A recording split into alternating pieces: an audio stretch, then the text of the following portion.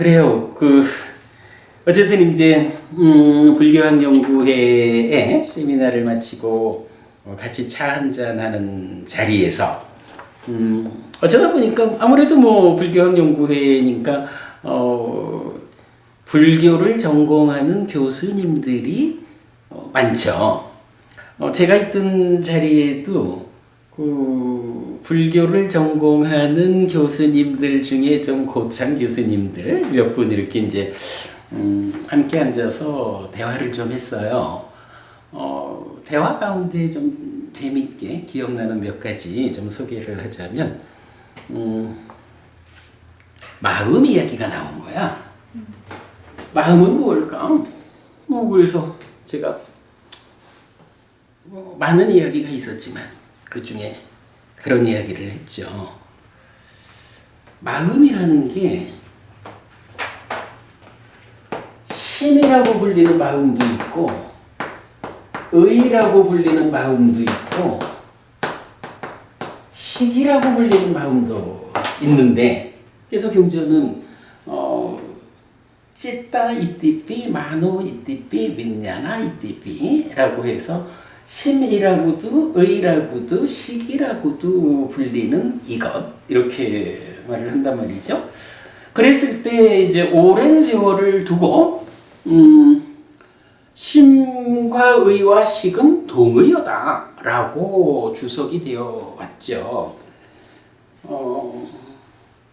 이것도 이제 사실은 어떤 이야기 때문에 그래야 되냐 하면 수행을 이야기하는데 수행에도 보면 우리 이제 오늘은 시간이 늦어서 얘기를 못하죠. 다음번에 얘기 한번 합시다. 수행 이야기를 하다 보면 어떤 체계를 가지고 어떤 지도가 그려질까라고 할 때 참 주목해야 되는 것이 사마타 윗바사나라는 게 있잖아요.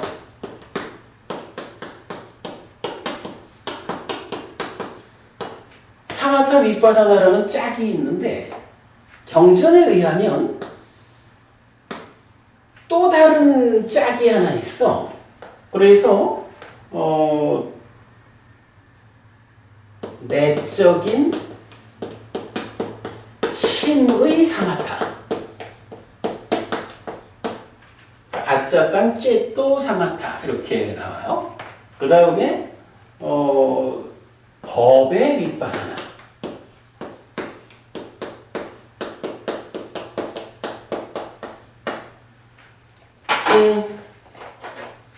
사마타 윗바사나라는 말하고 내적인 심의 사마타 법의 윗바사나라는 하나의 쌍, 여하나의 쌍이 따로 나타나거든. 그런데 오랜 세월 주석은 사마타와 내적인 마음의 사마타를 동의어라고 보고 윗바사나와 법의 윗바사나를 동의어라고 봤어요. 그러니까 경전이 수행의 과정을 설명할 때에 내적인 심의 사마타와 사마타가 동의어다라는 것은 하나의 과정이잖아. 이 얘기는 그 중간에 어떤 것이 있다. 그러니까 내적인 심의 사마타와 사마타의 중간에 어떤 수행의 과정이 있다라고 하면 이 두 개가 동의어니까 합쳐져 버리면 그 두 개의 중간에 있던 것도 차별되지 않잖아. 그죠? 동의어니까 한 몸인데 그 안에 뭐가 있다라는 건 말이 안 되잖아. 법의 윗바사나와 윗바사나도 그런 거예요. 근데 이제 우리가 경전을 해석해보면, 뭐 다음번에 수행 지도를 그려드리겠지만, 내적인 내적인 심의 사마타와 법의 윗바사나라는 것은 사마타 윗바사나하고 달라. 근데 다를 수밖에 없어. 말이 다르잖아. 다른 말을 놓고 사마타란 말이 여기도 있다고 해서 두 개를 동의어라고 보면 곤란하지? 엄마죠, 법부님. 법부님 누구 엄마요? 누구 엄마야, 법부님? 제 아들의 엄마죠. 아들이 누구야? 진화. 진화? 네. 엄마라는 말하고 진화 엄마라는 말이 같나?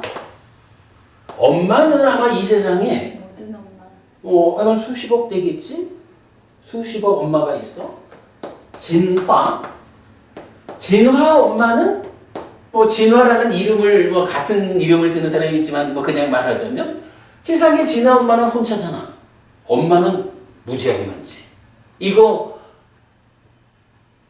여기도 엄마가 있다고 해가지고 엄마하고 진화 엄마하고 동의어요 이렇게 말하면 곤란하잖아, 그지? 근데 이게 딱 그런 거야. 수행 체계에서 내적인 심의 사마타와 법의 윗바사나라는 것은 사마타 윗바사나하고 수행의 자리가 전혀 달라.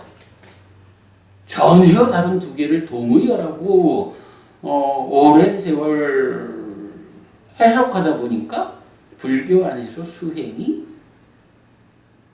전혀 엉뚱하게 부처님이 설명하는 깨달음의 길은 감춰져 버린 거예요. 이제 이런 이야기가 이제 좀 대화되다 보니까 이제 그 연장선상에서 마음 이야기가 나온 거예요. 그래서 제가 거의 그렇게 이제 한마디 얘기를 했지. 사실 심의식이라는 이 세 가지 이름의 마음이 어쨌든 마음이라는 측면에서 동질성을 가질 겁니다. 그런데 이게 그런 동질성이 있다고 해가지고 같은 것이다, 동의어다 라고 말해버리면 제 생각에는 좀 곤란합니다. 어쩌면 부처님이 설명하는 삶의 이야기는 심의식이 마음이라는 동질성 위에서 어떤 차별성을 가지길래 이름을 달리할까? 그 이름이 다르다라고 하는 그것이 가지는 차별성을 보완할 때 부처님이 설명하는 삶의 이야기를 우리가 알 수 있지 않겠습니까? 마찬가지 같은 맥락에서 이 부분도 수행의 체계도 설명이 됩니다. 라고 하니까 그게 참 좀 쉽게 와닿질 않는 거지. 그래서 이제 제가 이렇게 어쨌든 대학 교수님들이신데 제가 아주 중학교 수준의 문제를 하나 냈잖아. 법부님, 산소가 하나 있고 수소 2개가 있거든? 이거 결합하면 뭐지? 물. 알고 말하는 거예요? 모르고 말하는 거예요? 어쨌든 이거 물이지? 네. 물 맞아? H2O. 아니 물 맞냐고. 그래, H2O. 네. 이걸 물이라고 하면 경우에 따라서 맞는데 경우에 따라서 틀리잖아. 그죠? 네. 이게요.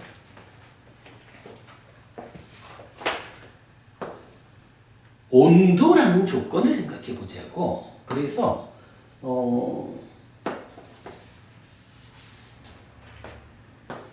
0도씨라는 온도하고 100도씨라는 온도를 부여해가지고 보면 0도씨 이하일 때 물이라고 대답하면 틀려. 이거 얼음이야. 0도씨에서 100도 사이에 있을 때는 맞아요. 그런 거 하면 100도를 넘어가잖아? 수증기라고 해야 돼. 이거 아이고 어차피 H2O인데 이래가지고 똑같은 거다 이렇게 말해버리면 아마 엄마 생활을 하기가 힘들 거예요. 얼음을 내일 아침에 얼음 쓸 일이 있는데 아이고 H2O인데 이래가지고 냉동실에 안 넣으면 내일 아침에 얼음 못 써요. 그러면 아드님이 둘이라 그랬잖아. 두 아드님들이 엄마는 무식해가지고 그래 얼음을 냉동실에 안 넣는 그래 될 수도 있어. 그러면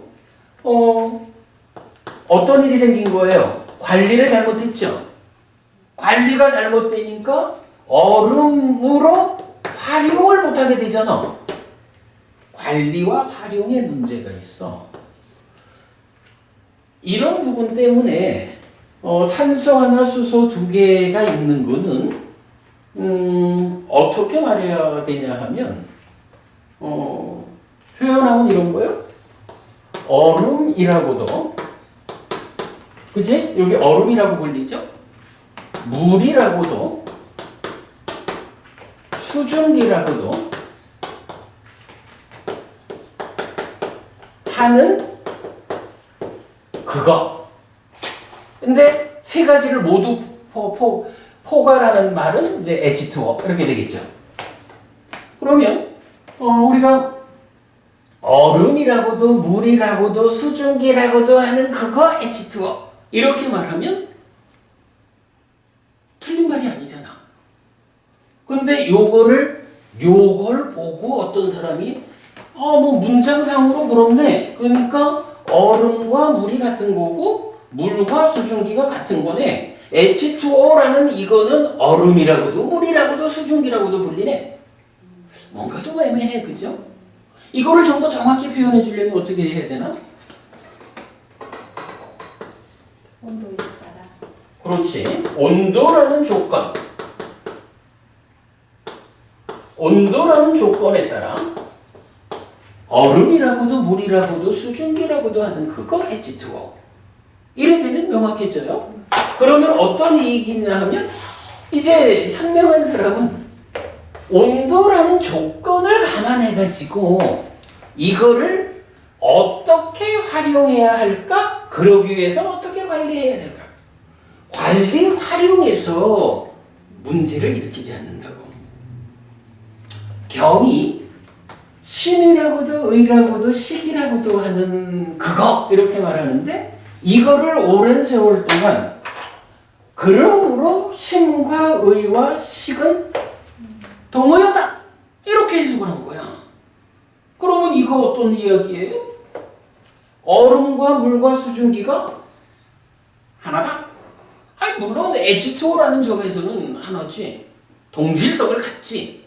그러나 그 동질성만을 보자면 관리 활용의 측면에서 이건 완전히 빵점이잖아. 그죠? 마음이라는 것도 그런 거예요.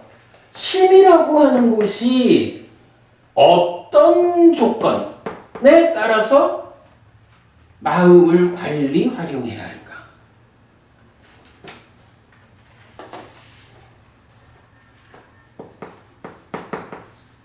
하여간 표현이 어떨지 몰라도 어떻게 마음을 관리해서 어떻게 활용할 것이냐.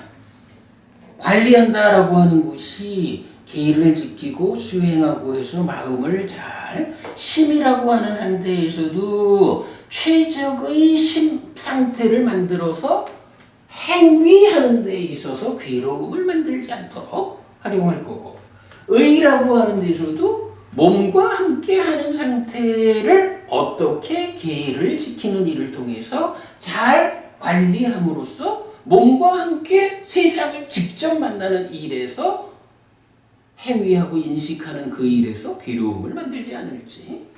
식이라는 데서도 역시 어떻게 그 식을 욕탕을 잘 제어함으로써 식이 왜곡이 적게 생겨나가지고 2차 인식을 잘 해가지고 탐이 줄어들어서 깨끗한 청정한 빛나는 심을 만들어서 괴로움을 만들지 않을지 이런 부분을 봐야 되잖아. 그래서 심의식에서도 이게 동질성도 있지만 동질성만큼 어떤 차별성을 가지는지 이 부분을 보아야 한다고. 그래서 마찬가지 심의식에서도 조건에 따라 심이라고도 의라고도 식이라고도 불리는 이렇게 마음을 이해할 수 있어야 마음이 동질성 위에서 차별성을 보완해서 관리 활용의 문제를 일으키지 않는다. 그럴 때 이제 심의식 이제 H2O는 이게 이제 제가 화공과 출신이잖아. 화공과에서 보면 P 보이는 nRT 이래가지고 압력과 부피와 온도 이제 이런 조건들을 말해요. 근데 뭐 이제 뭐 우리가 보통은 이건 일상에서 드러나는 거는 온도만 봐도 되지. 마음이라는 것은 심의식이 각각 어떤 조건에 따라서 차별성을 가질까? 라는 것도 마음에 맞는 조건들을 보아야겠죠. 예를 들어서 마음, 어떻게 생겨나는 것일까? 생겨남의 조건. 이제 이런 식으로 마음에 대한 이 마음을 어떻게 그러니까 어떻게 그 조건에 대응해줘야 잘 심은 심대로 관리되고 활용될 것이고, 의는 의대로 관리되고 활용될 것이고, 식은 식대로 관리되고 활용될 것인가?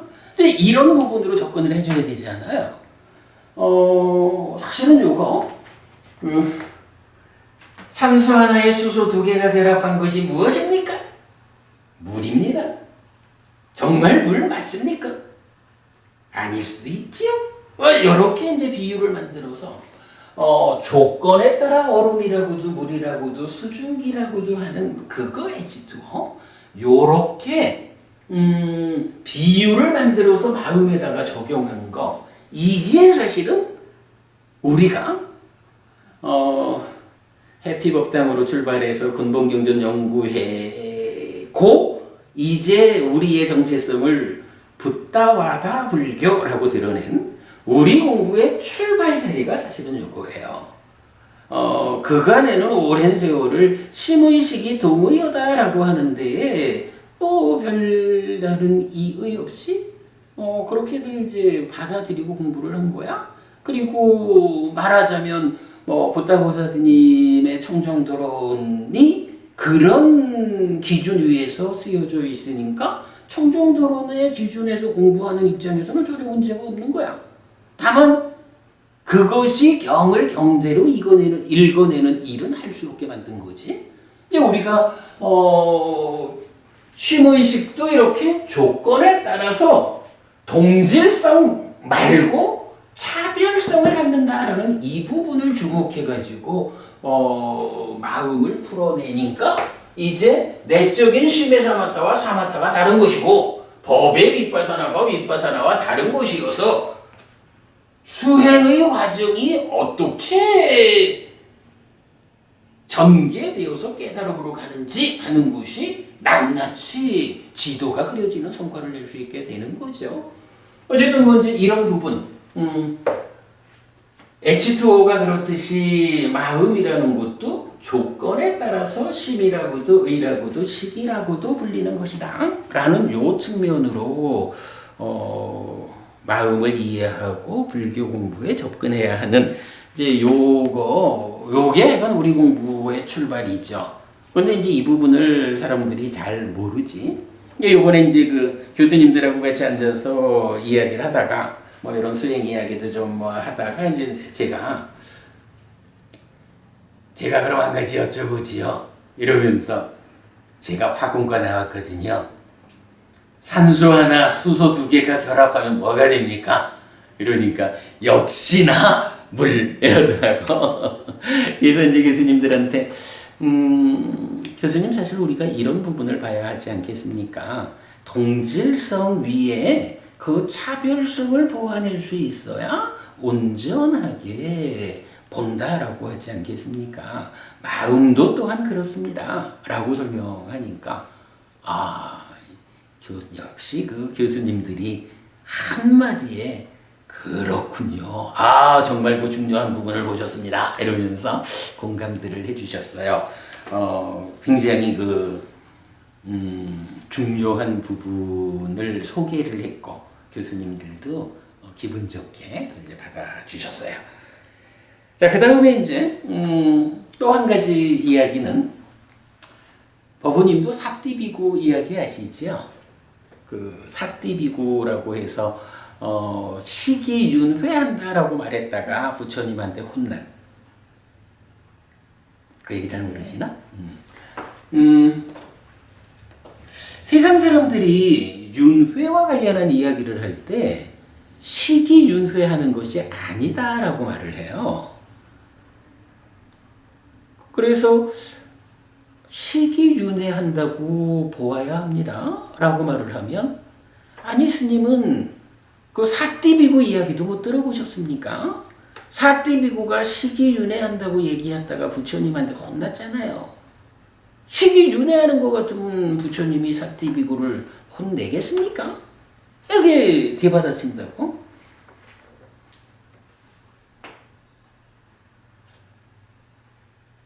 그 사띠비구 이야기가 맞지만 이거야 38번 가래 부서짐의 큰 경 이렇게 돼요. 이제 제가 처음에는 뭐 나도 그런 줄 알았지 뭐. 이 공부가 중요한 거예요. 경을 직접 보는 일이 중요해요. 경 보는 일을 하다 보니까 그 부분도 보였어. 그래서 이제 제가 사띠비구가 혼나는 얘기도 모르냐고 시기윤회하지 않는다고 주장하는 분들한테 이제 다시 이야기를 하기 시작했어요. 혹시 말입니다. 그대는 사띠비구가 부처님한테 꾸중을 들었다라고 하는 그 사건이 나오는 경을 아십니까? 그러면 뭐 모르는 사람도 있지만 많은 사람들은 그게 가래멸진의 큰 경이지요 라고 이야기를 해요. 그럼 내가 다시 물어.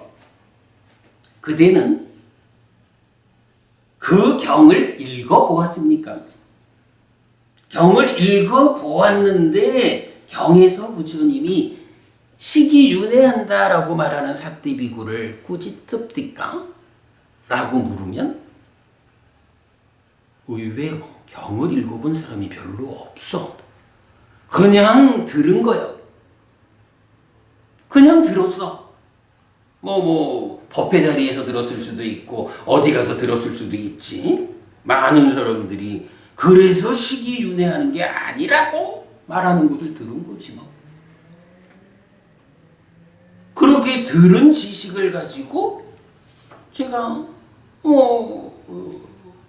연기된 식의 윤회 이렇게 시기윤회하는 이야기를 하면 택도 없는 소리 하지 말라고 사띠비구 이야기도 모르냐고 이렇게 이제 반발을 저한테 이제 비판적인 얘기를 하죠. 그래서 어쨌든 제가 이제 그렇게 말하는 거예요. 경을 보셨습니까?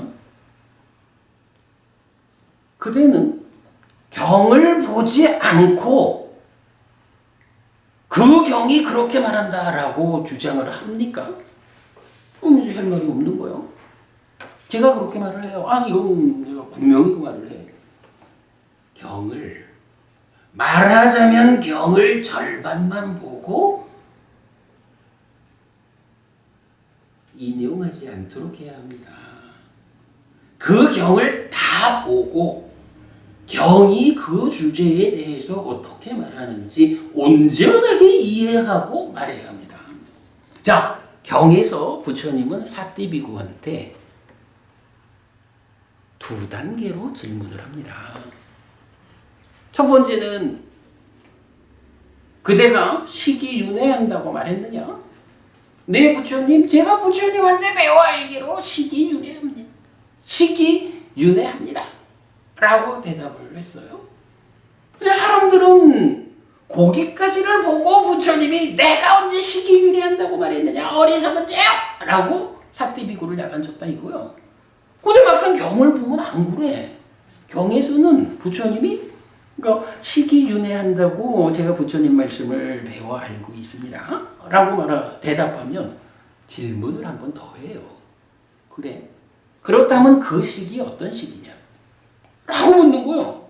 그랬을 때 사띠비구가 대답하는 게 여기저기서 경험하고 이래 하는데 이 경전적 의미로는 아뜨만입니다. 라고 대답을 하는 거예요. 그러니까 대화가 시기윤회하지 않는다라고 부처님이 꾸짖었다 이게 아니고 시기윤회한다고 말했느냐? 네, 제가 그렇게 말했습니다. 근데 그 시기 어떤 시기냐? 아뜨만이에요! 라고 대답하니까 부처님이 내가 언제 그렇게 가르쳤느냐? 그 식도 조건 지어진 것이라고 내가 말했지 않느냐? 이런 말씀하시는 거예요. 부처님이 사태비 그걸 꾸짖는 건 하여간 그 대목이요. 식이 윤회한다고 해서 꾸짖는 게 아니라 윤회하는 그 식이 아뜨만이라고 말하는 데 대해서 아뜨만 아니요. 내가 그 식조차도 조건 지어진 거 연기된 거라고. 거기서 구체적으로 빠띠자 사무빤낭 윈야낭 해가지고 연기된 식 이런 표현이 직접 나온다고 경에서. 어떻게 그 경을 보고 오랜 세월 사람들은 그 경을 근거로 식이 윤회하지 않는다고 말을 할까? 식이 윤회하지 않는다라고 받아들이고 나면 그래도 윤회를 한다라고 설명은 해야 되는데 무슨 방법으로 윤회를 설명할까?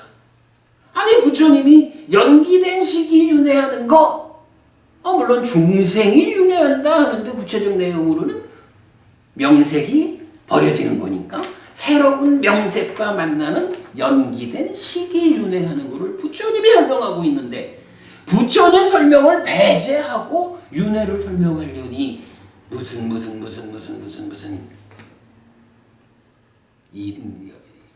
이론이 생겨나는 거지.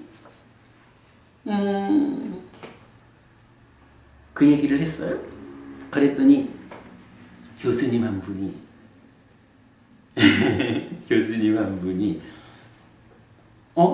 스님 그럼 저는 여태까지 우리 학생들한테 거짓말 했네요? 이러는 거야.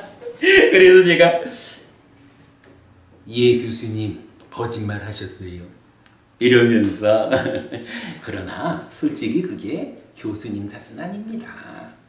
오랜 세월 만나는 사람들이 모두 다 이게 한국 얘기만이 아니야. 저기 몇 년 전에도 제가 그 유튜브에서 이렇게 보니까 영어로 강의하는 자리에서도 그 얘기를 하더라고. 그러니까 그게 그럴 수밖에 없죠. 오랜 세월 그렇게 주석에 달려가지고 왔으니까 다들 그렇게 배워온 거야 세계적으로.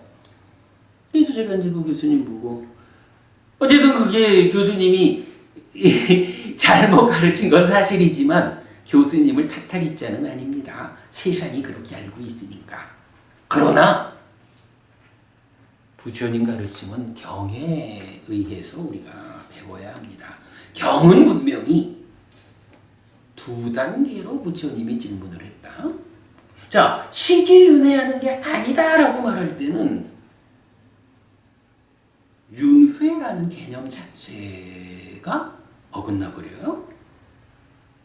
이 경이 마치마니카의 38번 경이 윤회와 관련해서 어떤 답을 주신 건지가 명확치 않아. 근데 사실은 두 단계의 질문을 명확히 보아내면 이 경은 윤회와 관련해서 상견을 타파하는 경이다. 상견이 틀렸다라고 부처님이 직접 알려주는 경이다. 이걸 알 수가 있죠. 그러니까 그 교수님한테 속상해하지 마셔요. 세상 사람들이 다 그렇게 가르쳐 왔습니다. 그러나 이제는 다시 생각해 보셔요. 마치마니카의 38번 교수님이 직접 확인해 보셔요. 분명히 경은 두 단계 질문을 하고 식이윤회한다라는 것을 부처님이 꾸짖지 않습니다. 그 식이 어떤 식이냐? 아뜨만입니다. 라는 부분을 부처님은 꾸짖습니다. 그러니 그렇게 알아야 하겠습니다. 이렇게 이제 제가 얘기를 했어요. 그러면서 이제 사실은 거기에서 이어지는 이야기를 한마디 더 할 수가 있어. 거기서도 이제 그 얘기를 했어요. 근데 말이죠. 사실은 이 경을 우리가 보자면 또 하나 주목해야 할 부분이 있습니다. 그러니까 이제 뭐냐고. 교수님 저기 유식 아시잖아요. 예. 그 유식에 대해서 어떻게 생각하십니까? 저는 니까야에 서서 접근할 때 사실은 저는 유식을 인정하지 않아요. 왜 그러냐고.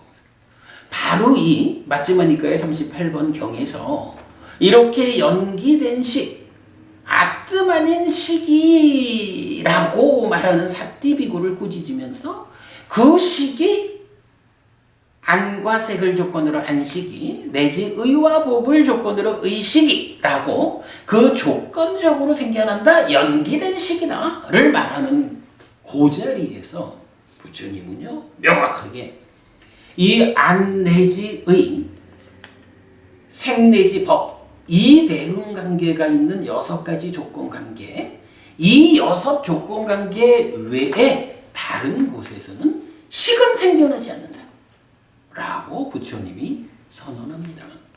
식은 부처님 가르침에 의하면 식이라는 마음은 안식, 이식, 비식, 설식, 신식, 의식 6가지 식밖에는 없습니다.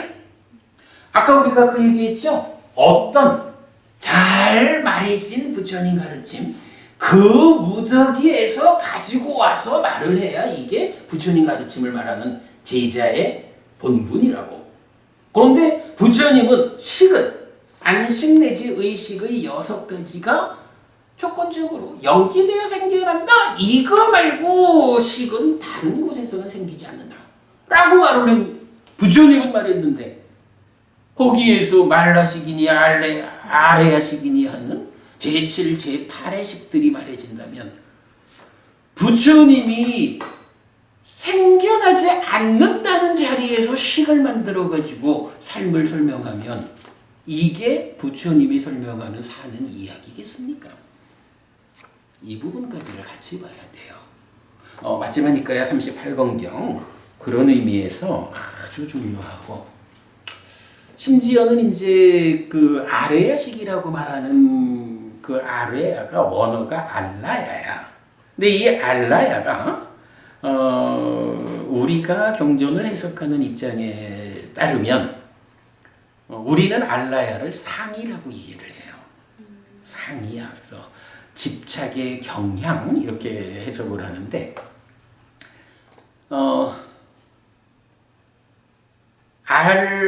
알라야는 상이다라는 입장에서 접근해 보자면 유식은 그 알라야를 알라야 민냐나 해서 아래야 식이라고 부처님이 상으로 설명하는 것을 식이라고 이름 붙여버렸거든.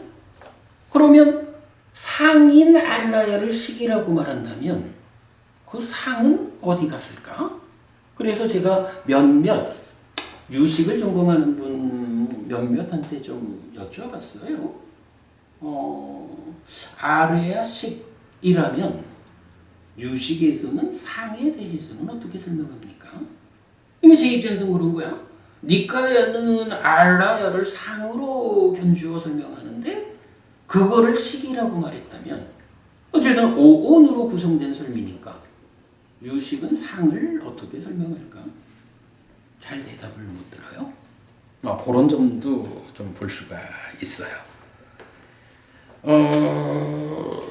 뭐 이제 그런 이야기 좀 했고, 그 다음에 뭐 이제 아까 우리 형이상학 이야기를 좀 했지만, 뭐 제가 이제 또 단호하게 불교에는 형이상학이 없습니다. 뭐 불교 형이상학 뭐 이러저러 이야기를 많이들 하지만 사실은 불교는 삶의 심오함의 끝에 닿은 깨달음, 삶의 심오함의 끝에 닿은 가르침입니다. 이 심오함의 끝에 닿은 부처님 설명을 이해하지 못하다 보니까 그 자리를 형이상학이다라고 말하는 사람들이 있지만 아닙니다. 부처님은 형이상학적으로 삶을 설명하지 않습니다. 말하자면 몸에 참여 없이 마음 혼자 작용하는 딱가라고 부르는 내면의 영역, 이러한 그 심오함의 끝에까지를 직접 지혜로서 직접 보아서 설명하는 게 부처님 가르침이지, 너무 심오한 영역이라서 우리가 이해하기가 어려운 것이지 그거하고 형이상학하고는 다릅니다. 형이상학이란 입장으로 불교에 접근해서는 불교를 올바로 보지 못합니다. 이런 이야기도 좀 했고요. 이런 이야기를 하니까 이제 이런 제가 이제 그 부분을 강조했지. 뭐 수행하는 데서도 그렇고 몸에 참여 없이 마음 혼자 작용하는 삶의 영역이 있다. 이런 이야기 잘 모르시죠? 니까야를 공부해 보면 몸에 참여 없이 마음 혼자 작용하는 삶의 영역이 있고 그 영역에서 어떤 일이 진행되느냐 하는 것이 몸과 함께 세상을 만나는 표면의 삶을 지배합니다. 그래서 사실은 불교 안에서 깨달음이라는 것도 이렇게 몸이 참여하지 않는 그 심오한 영역에서 우리가 늘 말하죠. 여모이탐 소멸로서의 깨달음, 딱가라고 하는 그 영역이잖아요. 이제 그런 부분을 우리가 좀 발견하고 연구해야 합니다. 이제 이런 이야기를 했어요. 그랬더니 굉장히 사실은 이제 사람들이 놀라지. 정말 불교를 이렇게 삶의 이야기로 잘 접근하지 않아서 관심이 없었겠지만 삶의 이야기로 접근하는 불교가 이렇게 몸에 참여 없이 마음 혼자 작용하는 영역, 그 안에서 중생인 내가 생겨나고 그 안에서 깨달음이 실현되는 이런 이야기를 하면 정말 눈이 번쩍 뜨이고 놀라는 거예요. 어떤 분이 이 주제에 대해서 헬피스님 몸에 참여 없이라고 말하는 그 부분이 어떤 경전에서 설명됩니까? 라고 얘기를 해요. 그래서 제가 이 부분은 경전이 직접 그렇게 말해주지는 않습니다. 경전이 설명하는 사는 이야기를 정리하면 이렇게 전개되는 삶의 이야기가 몸과 마음이 함께해서 인식하고 행위하는 삶의 이야기, 인식과 행위에서 몸과 함께 세상을 만나는 영역이 있는가 하면 내면에 들어가서 몸이 참여하지 않는 전개 과정을 발견할 수 있습니다. 그랬더니 그래도 그게 기왕이면 해피스님 좋아하는 경전 근거 이렇게 이제 얘기를 해서 제가 경전의 근거라고 하는 것이 꼭 A다 B다라고 정확하게 표현으로 알려져야 하는 것도 있고 그러나 경우에 따라서는 많은 경전들이 설명하는 것이 엮여져 가지고 결론을 내주는 부분도 있고 그렇습니다. 라고 하면서 제가 이런 이야기를 했어요. 딱가라고 불리는 이 영역이 이해되려면 이 내용을 한 가지 아셔야 합니다. 라고 하면서 우리 니미따라는 게 있잖아요. 니미따라는 걸 아시지요? 그러니까 압니다. 그러면 니미따에 이어지는 찌따싸 니미따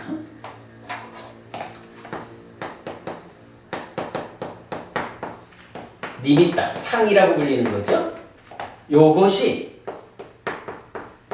찌따싸 니미따. 찌따싸가 그러니까 마음에 이래 되니까 요거를 심상 이렇게 번역할 수 있거든요. 법부님 찌따싸 니미따, 심상이라는 말 보신 적 있나? 법부님도 못 봤죠. 제가 이제 그분께 그런 거예요. 몸에 참여 없이 마음 혼자 작용하는 영역에 대해서 발견하고 이해하려면 아무래도 대학 공부를 초등학생이 하자고 하면 되는가? 대학 공부를 하기 위해서 올라와야지. 우선 니미따라는 개념하고 찌따싸 니미따, 심상이라는 개념에까지 이해되는 그 정도 접근을 하면 그때 딱가라고 하는 우리가 해석하기를 가래의 형성 또는 자기화 과정. 그래서 몸에 참여 없이 마음 혼자 작용하는 이 내면의 영역. 여기에서 탐진치가 자리하고 찌따가 생겨나고 중생으로의 삶이 전개되고 그 자리를 거꾸로 진행해 나갈 때 깨달음이 실현되는 이 부분을 볼 수 있게 됩니다. 니미따와 찌따서 니미따에 대해서 먼저 좀 공부를 하시면 그때는 따까라고 부르는 몸에 참여 없는 이 영역을 쉬 이해하실 수 있을 것입니다. 제가 이렇게 답변 드렸거든요. 그랬더니 뭐 알겠다고 공부해 보겠다고 이렇게 하셨어요. 시간이 너무 많이 가서 뭐 요 말고도 좀 몇 가지 더 재밌는 이야기들을 나눈 게 있는데 아니 그게 있는데 진짜 재밌는 거예요. 그래도 우리가 이렇게 공부를 이만큼 하고 있잖아요. 불교를 전공하는 고참 교수님들하고 대화를 하니까 하나를 말하면, 보통 말하는 하나를 말하면 그거에 대해서 보충 설명을 안 해도 아 그렇군요. 아 하고 대화가 딱딱 맞아 떨어지는 거요. 되게 좋더라고요. 그래서 우리 이제 교수님 몇 분들하고 꽤 좀 긴 시간을 재미있게 대화를 했어요. 근데 이건 뭐 이런 부분, 이건 니까야를 통해서 부처님 살아서 직접 설한 가르침이라는 요 공부의 영역 안에서 집중될 때 우리가 정말 효과적인 공부를 할 수 있구나 하는 것은 요번 그 교수님들과의 대화를 통해서도 제가 알 수 있었어요. 그래, 뭐 오늘 그냥 시간이 이제 가실 시간이 다 됐는데, 그치? 가실 시간 다 됐는데 요렇게 오늘 수업 마치기로 하고 그래도 허부님이 와주셔가지고 이런 그 중요한 이야기를 좀 이렇게 꺼내놓을 수 있었어요. 고맙습니다. 그래, 며칠 있다 또 봅시다. 네. 재밌지? 예, 선생님 근데 저 니까야를 제가 작년에 처음 접했거든요. 제가 이게 심오한 부분을 알겠습니까? 그래도 이런 부분은 아주 멋있죠? 네네. 마음을 H2O의 비유로 네. 이 비유가 정말 우리는요 그저 뉴턴이 아니 사과가 왜 밑으로 떨어지는가? 네. 이런 의문에 의해서 그 자연과학에서의 아주 커다란 업적을 남겼잖아. 네. 우리 요거 네. 온도라는 조건에 따라 라는 요 조건에 따라라는 요 한마디 표현을 딱 얹어주는 것이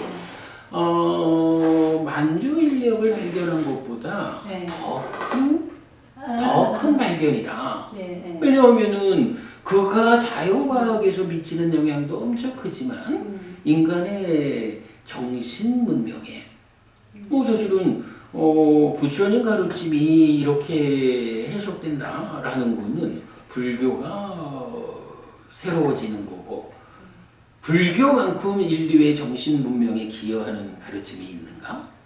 이런 발견은 인류의 정신 문명에 기여하는 뭐 앞으로 세월이 좀 지나고 이런 부분이 좀 이제 대중적으로 이해하게 되면 이런 그 해비스님 학원가 나와가지고 H2O의 비유를 했다라는 것이 아주 좀 의미 있어질 거예요.